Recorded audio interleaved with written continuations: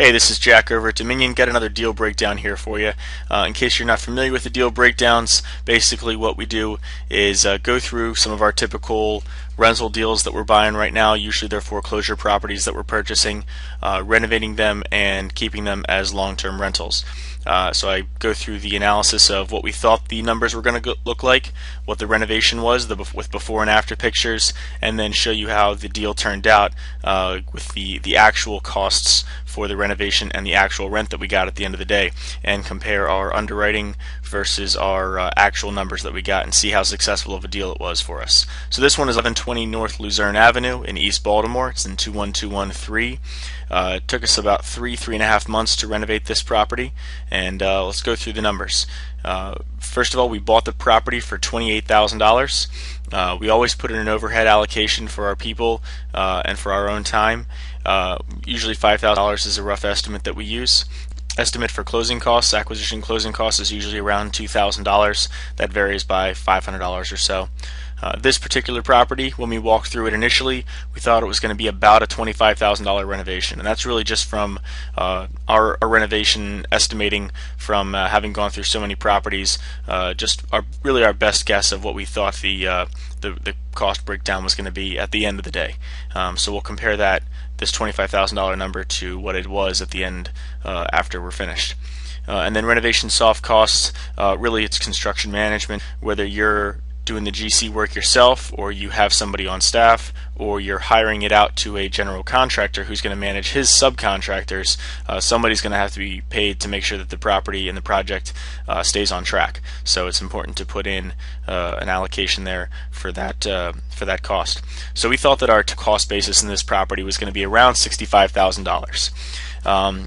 And given the two-bedroom properties that we've rented in this area previously, we thought that we could get around $1,050 a month through a subsidized rental program. Kind of, $1,000 to $1,100 is kind of typical, so we're just kind of picking the middle range there. So using a gross rent multiplier, which is the main analytical tool that we use to decide how good a deal was, it's really just a shorthand version of cap rates, and kind of a 62 or around a 60 gross rent multiplier is very strong. We're very happy with that, especially after our overhead allocations. If we can have a cost basis of around 60 times the monthly rent, we know that the property is going to cash flow very well.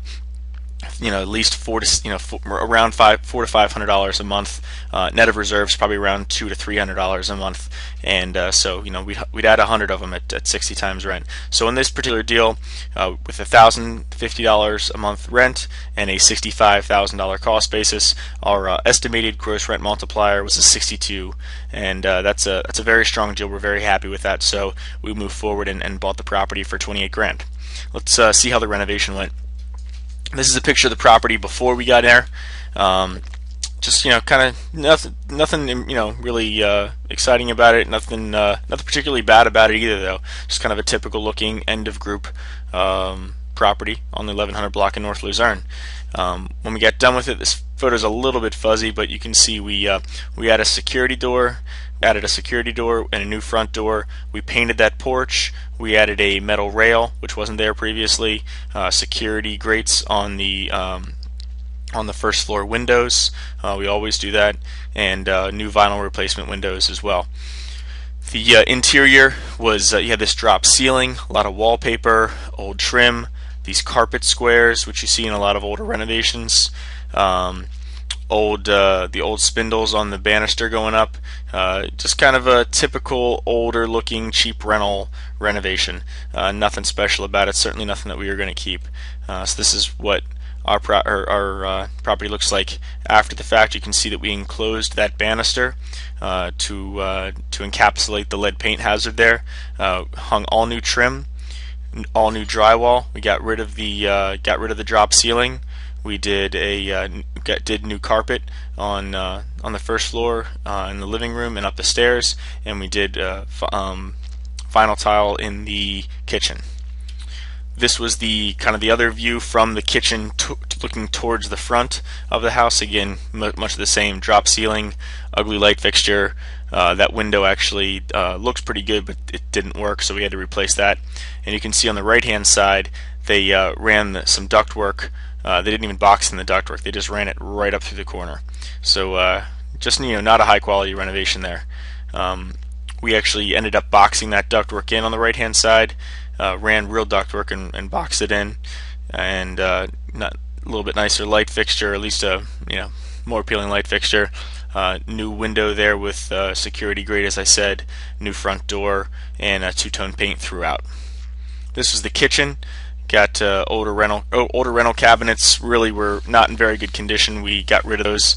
The wallpaper just had to go. The vinyl tile on the floor wasn't working for us at all.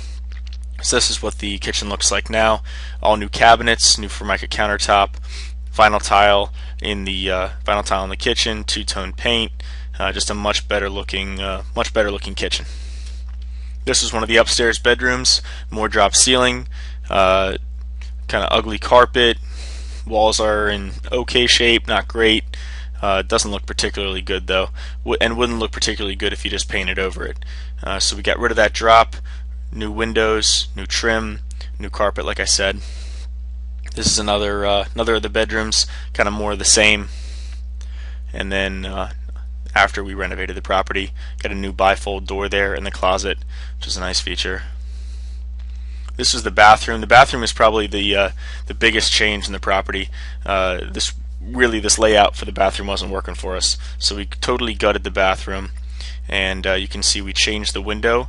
Let me go back. We framed up that window, relocated the tub against that back wall, so we had to relocate we had to shrink, we had to frame up that window to a smaller vinyl replacement window. We did ceramic tile around the tub surround, and completely relocated the vanity and toilet so that it's a much more functional, modern bathroom layout. This is the basement, just an unfinished basement. Nothing particularly interesting down here. This was the furnace, the old furnace, old hot water heater, and the electrical box. We kept it as an unfinished basement, but replaced all the mechanicals, and we'd always do battleship gray on the floors, white paint on the walls, and so it's really just mechanical and storage space down here. This is the rear of the property. You can see a lot of weeds. The fence wasn't in that great of condition. Those windows in the back those windows on the first floor didn't work, so we had to replace those. And this is what it looked like afterwards. You got a new security door on the back of the property. The fence has been painted with Rust-Oleum. Got rid of all those weeds. Got a new Bilco door on there. Security grate on the first floor windows. So it's really secure building envelope. Nice renovated property for the long term. We don't expect to have maintenance issues here like you would in just patch and painting what we had to start with. So here's what the numbers were actual. The acquisition price was the acquisition price. That's what we bought it for. And our overhead allocations stay the same at $5,000 each for both for the acquisition side and for the construction management side. Our closing costs pretty much came in right at $2,000 as we expected, and the renovation hard costs here were $24,830. So we guessed that it was going to be a $25,000 renovation. We really hit that one right on the nose. So our total cost basis in this property ended up being $64,840, and so a little bit less than what we thought, which is nice. And we actually got a little bit higher rent than we thought. Instead of $1,050, we got $1,100 a month for the 2-bedroom, 1-bathroom house. And so our gross rent multiplier here was 59, which is just $64,840, our cost basis, divided by $1,100 a month, which is 59. And so that's our gross rent multiplier here. It's a very strong number. Happy to have a lot of those properties. So it was a very successful transaction for us, and another unit we're happy to add to our rental portfolio. So for more informational videos and to follow us around Baltimore City, please visit www.thedominiongroup.com. If you're not familiar with the website, it's basically where we're going to have you're going to be able to follow us through a lot of the renovations that we're doing, see which properties we're buying, how much we're buying them for, what kind of renovations we're doing. It's very much an open book with respect to what we're doing here in the city. We're having a lot of success with it. We want to encourage other investors to get into renovating Baltimore City and make sure that you can see how it should be done, so that you don't get taken advantage of, and ultimately so that more properties in the city are renovated. There's certainly plenty of work to go around. There's no reason for anyone to to hold any secrets back. So come see what we're doing at www.thedominiongroup.com. Thanks very much.